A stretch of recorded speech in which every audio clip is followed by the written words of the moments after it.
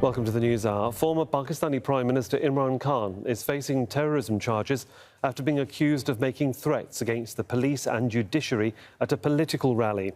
Supporters have gathered outside his home in the capital Islamabad, warning of mass protests if he's arrested. The High Court has granted Khan protective bail until Thursday. Now, he lost a no-confidence vote back in April, but in a struggling economy, his popularity has surged. His latest rallies have drawn tens of thousands of people. Kamal Haider is outside Imran Khan's residence in Islamabad with more on the charges. Imran Khan's party leaders and supporters have gathered outside his residence in Banigala, which is situated on a hilltop. Now, earlier there were reports that Imran Khan would be arrested. However, his lawyers then went into the Islamabad High Court, from where they were able to get a bail before arrest, and therefore giving some relief to the former Prime Minister. There was tension here, the supporters saying that they will not leave this place, nor will they allow anyone to arrest their leader, and the party had warned that they would then have a countrywide protest, bringing life to a virtual standstill, given the fact that Imran Khan's party enjoys support in two key provinces, also in Gilgit-Baltistan and also in Pakistani-administered Kashmir. People of Pakistan have decided that they need a revolution in this country, and it will come. And the destination is not that far now. It is the public reaction because no military, no agencies, no police, no paramilitary forces, no one can stand against the people of a country. We are the strength of our forces. Now it will be important to see whether Imran Khan will be arrested when he appears before the anti-terrorist court on the 25th. But this definitely gives him more time, and also to be able to work out a reaction. Now, his party leaders have been coming from across the country to his residence, and of course they will be mulling over plans on how to move forward. Zahid Ibrahim is an advocate at the Supreme Court of Pakistan and a former Additional Attorney General, and joins me now live from Karachi. Good to have you with us on the programme. Now, the authorities cite that comments made against the police and a magistrate constitute a terror threat. What do you make of that? Well, I think the threats made by the former Prime Minister at a political rally, although charged and incendiary, they don't constitute terrorism, and the Supreme Court of Pakistan has earlier interpreted Pakistan's terrorist laws as saying that these cannot be interpreted for persecuting political speech. It does seem that politicians in Pakistan go through this ritual of arrest, imprisonment, house arrest or detainment. It's like a rite of passage if you want to enter Pakistani politics. Are we seeing anything different here? No, not at all. In fact, it is the very same script.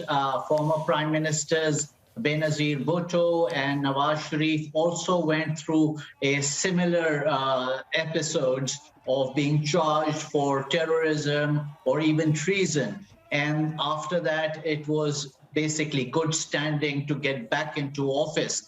We've got to understand, until a few months ago, Imran Khan was being they were being criticized and taunted for being a selected prime minister, selected by the establishment. And now he is a renegade rebel leader who has galvanized the masses in his support.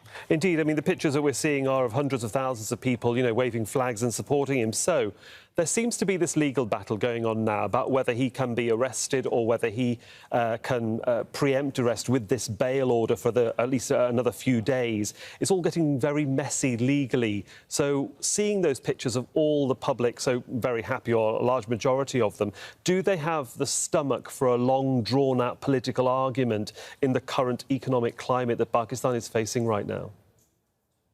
Well, I think that is a very good question, because Pakistan simply cannot afford a political wrangling of this size, which will have a former prime minister charged for terrorism. Certainly his supporters won't take it down very well. And the courts will have to come together, and they've given him a protective bail. And I personally don't see any chances of even the government trying to arrest him. But also from their perspective, they had no opportunity to sit back and take the threats that the former Prime Minister had leveled. The current Prime Minister, Shehbaz Sharif, has quite a few problems on his hands, the economy being one of them, but huge climate change problems in the south of the country, in the Sindh and Balochistan province, where there was torrential rain and a great deal of flooding affecting millions of people down there. Is he taking the eye off the ball, or is the government taking their eye off the ball by focusing too much on Khan? Yes, indeed, and in fact, it is being criticised for exactly that. And the mainstream media is being criticized that the real agony and suffering that the people of Pakistan have been facing, especially in provinces of Balochistan and South Punjab, has been ignored at the cost of this drama in politics.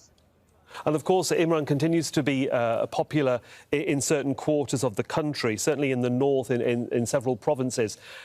Do you think, or how do you think this is going to play out in the next few days, or certainly in the next few weeks? Because there is talk about the general election being brought forward by at least 1 year to October. Is that too much of a possibility? I think that is a possibility, given the fact that the current coalition government recently lost their majority in the most populous Punjab province. Now, that is under control of Mr. Imran Khan's coalition partners.